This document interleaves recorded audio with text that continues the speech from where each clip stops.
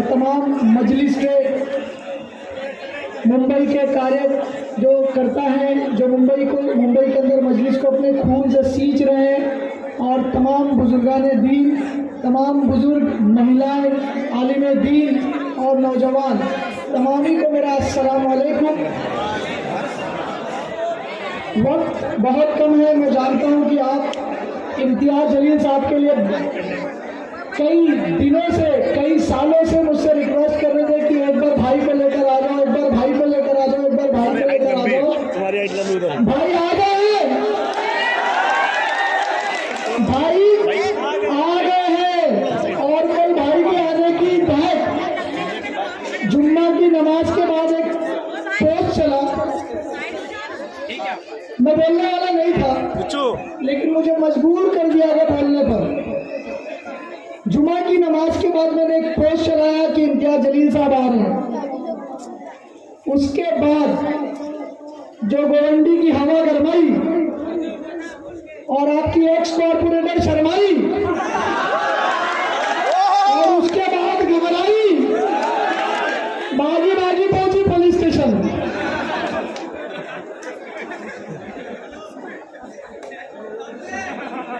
क्यों नहीं करना, वो तो मैं शुक्रगुजार हूँ हमारी शिवाजी नगर पुलिस स्टेशन का, पुलिस डिपार्टमेंट का, डीसीपी साहब का, जिन्होंने डेमोक्रेटिक राइट को कहा कि हर पॉलिटिकल पार्टी का डेमोक्रेटिक राइट है, वो अपनी पॉलिटिकल रैलीज, पॉलिटिकल प्रोसेशंस कर सकते हैं परमिशन लेकर, और हम लोग कोई इलीगल, आपको मैं बता दूं एमआईएम में क्या फर्क है दूसरी पार्टियों से। यहाँ पर गुटखा बेचने वाले नेता नहीं है, मिट्टी पर गरीबों का झोपड़ा बेचने वाले नेता नहीं है, यहाँ पर दूसरों का हक मारकर, डराकर वोट हासिल करने वाले नेता नहीं है। ये जो इतनी जनता है, ये मोहब्बत से आई हुई जनता है और मोहब्बत से बने हुए नेता है, पब्लिक ने बनाई हुई नेता है। तो डेमोक्रेटिक राइट्स को भी बहुत अच्छे से जानते हैं और पढ़े लिखे हैं। हमारे वालिद ने बंगला नहीं खरीदा, पूरे का पूरा पैसा खर्च किया पढ़ाई के ऊपर, और वो पूरी की पूरी पढ़ाई मैं यहाँ की जनता पर खर्च करूंगा। आइए मैं आपको बताऊं, यहाँ पर बहुत इलेक्शंस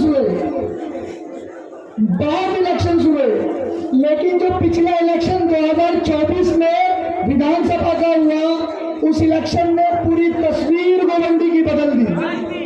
और इसका क्रेडिट किसको जाता है?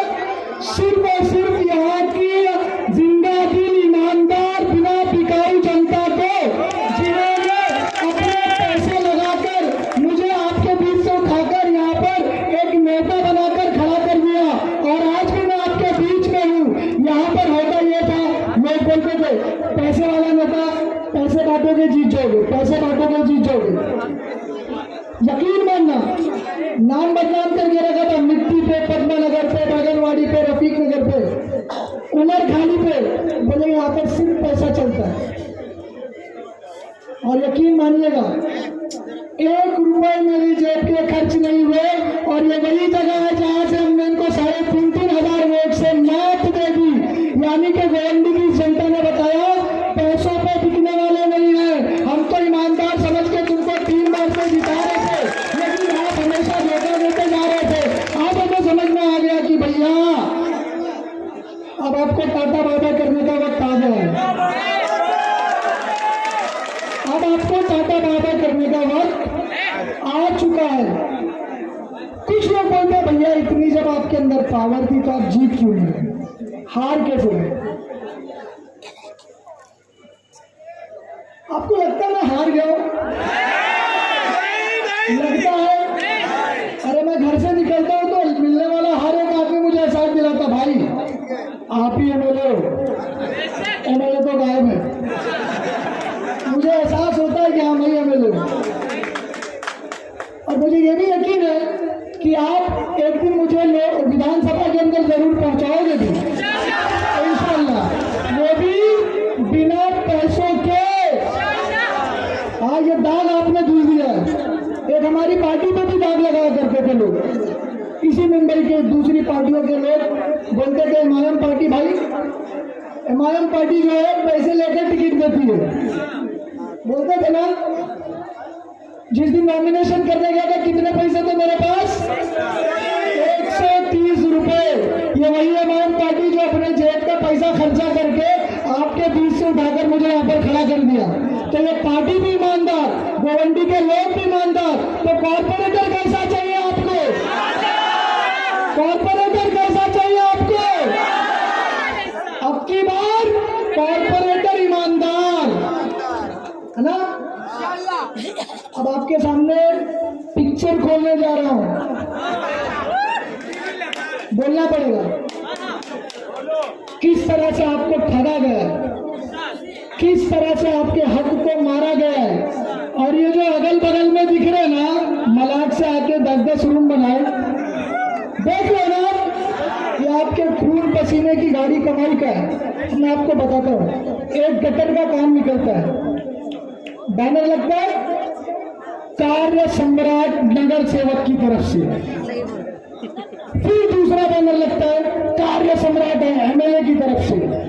इस पार्टी का एमपी नहीं है, नहीं तो उसी गटर पे बैनर लगा देते कार्य सम्राट एमपी की तरफ से। आप बताइए, एक ही गटर है, उसको कार्य सम्राट नगर सेवक भी बना रहे हैं, कार्य सम्राट एमएलए साहब भी बना रहे हैं, है ना? तो आप बोलोगे एमएलए एमपी उनके ही है, एमएलए भी उनका, कॉर्पोरेटर भी उनका, बैनर लगाए तो क्या करे? अब आपको बताता हूँ यहाँ पर झोल क्या है। झोल ये है, गटर बनाने के लिए पैसा जो निकला उसका अगर 1000 रुपये गटर बनाने के लिए अगर बैंक से निकालती है तो कॉर्पोरेटर साहब पहले बोलते हैं मेरा कट है। क्या चाहिए उनको? कट चाहिए 28 टका। कितना? अब 100 रुपए की गटर में 28 रुपए पहले ही निकल गए। फिर आपके लोकल अमचे, चमचे, तांबा, पीतल, है ना, चप्पल, कुर्सी, ये जो सैलरी कितनी होती है आपको पता है? किसी को पता है कॉर्पोरेटर की सैलरी कितनी होती है? 25,000 रुपए। अब मेरे को बताओ 25,000 रुपए की सैलरी में वो कॉर्पोरेटर ऑडी लेके घूम रहा है, हर वक्त उसके साथ 20-25 लड़के हैं, रेमंड के कपड़े पहन के घूम रहे हैं, है ना? कहां से आ रहे हैं उसके पास पैसे? ये 28 टका। और गोवंडी की भाषा में टका लेने वाले को क्या बोलते हैं? मैं नहीं बोलूंगा, केस बनेगा। आप बोलो क्या बोलते हैं? क्या बोलते हैं टका लेने वाले को? तो आपको दलाल चाहिए या कॉर्पोरेटर चाहिए? आपको डिसाइड करना पड़ेगा। और एमआईएम आपसे वादा करती है, आप जानते हो, बहुत खरीदने की कोशिश की गई, मुझे आज भी कोशिश की जा रही है। एक नए लीडर साहब जो हमारे एक्स एमएलए थे, मैं नाम नहीं लूंगा, हार गए। अब दिन भर उनके पास कोई काम नहीं है, टीवी पे बैठे बैठे बोलते हैं एमआईएम पार्टी नौजवानों को वर्गलाता है, एमआईएम पार्टी नौजवानों को फंसाता है, दीन इस्लाम की बात करके नौजवानों को उकसाता है। आप बताइए, बैरिस्टर असदुद्दीन ओवैसी जैसा कोई लीडर है जो कॉन्स्टिट्यूशन पे बात करता है? मैं चैलेंज करता हूँ उस नेता को जो किसी स्टेज पे खड़े रह के बोलते कि गांधी से बड़ा लीडर डॉक्टर बाबा साहब अम्बेडकर है, ऐसा कहने वाला पूरे भारत देश में सिर्फ एक लीडर, वो मेरा ख्याल बैरिस्टर असदुद्दीन ओवैसी है।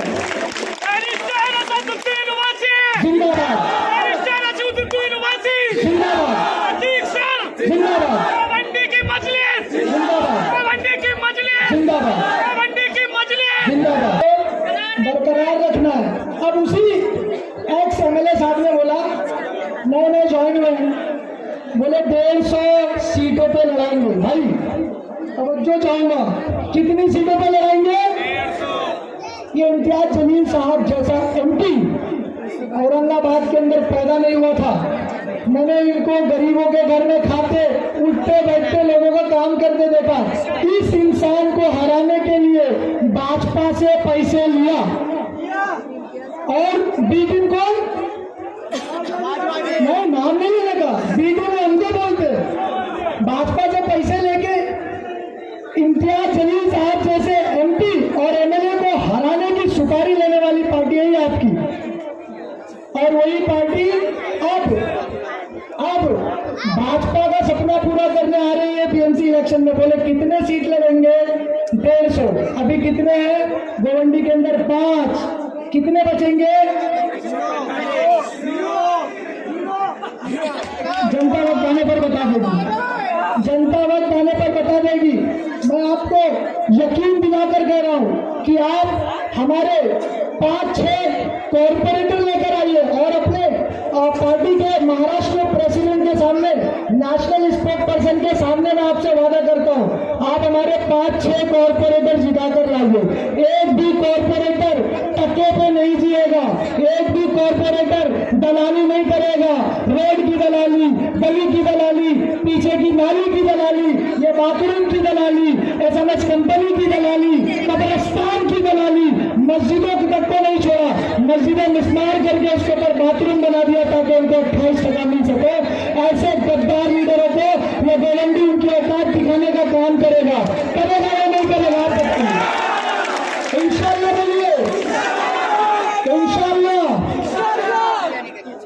हम सिर्फ सेवा करेंगे गोवंडी के अंदर। और कोई भी कॉर्पोरेटर जीत कर आए, कोई भी कॉर्पोरेटर जीत कर आए, मैं गोवंडी के लोगों से यकीन दिलाना चाहता हूँ कि आपसे वादा है, वो अपने एफिडेविट में बताएगा ना उसके पास कितना बैंक बैलेंस है, कितने बैंक अकाउंट्स हैं, उसको बराबर चेक किया जाएगा। अगर किसी नगर सेवक ने जनता के पैसे खाया, भले वो एमआईएम का होगा, सड़क के जनता के बीच सड़क लाकर खड़ा कर दूंगा, जो फैसला करना होगा आप करना, उसे हटा देना है, पार्टी से निकाल देना है, छोड़ देना, माफ कर देना, जो जनता कहेगी वही होगा। क्योंकि जनता का कॉर्पोरेटर चाहिए, जनता का कॉर्पोरेटर, जनता के बीच से पढ़ा लिखा और जनता के द्वारा चुना गया कॉर्पोरेटर चाहिए, मालिक नहीं चाहिए हमें। कॉर्पोरेटर बनने के बाद आप उसके दरवाजे जाओ तो आपके मारे, आपको कूटे, आपको डर लगे कि मैं इससे सवाल पूछूं या नहीं पूछूं। ऐसा कॉर्पोरेटर चाहिए जिसको आधी रात को दरवाजा खोलकर पूछ सके, अतीक भाई बताओ मेरी वतन कब बनेगी, बनी तो कितना पैसा लगा, कितना आया, आपने खाया नहीं खाया, कितना लगाया, ये आप पूछ सको। ऐसा कॉर्पोरेटर आपको इंशाअल्लाह ऑल इंडिया मजलिस इत्तेहादुल मुस्लिमीन यानी आपकी एमआईएम, आपकी जमात देने जा रही है। तो आप सपोर्ट करेंगे नहीं करेंगे? आप ही बताओ कितने कॉर्पोरेटर देंगे यहाँ पर?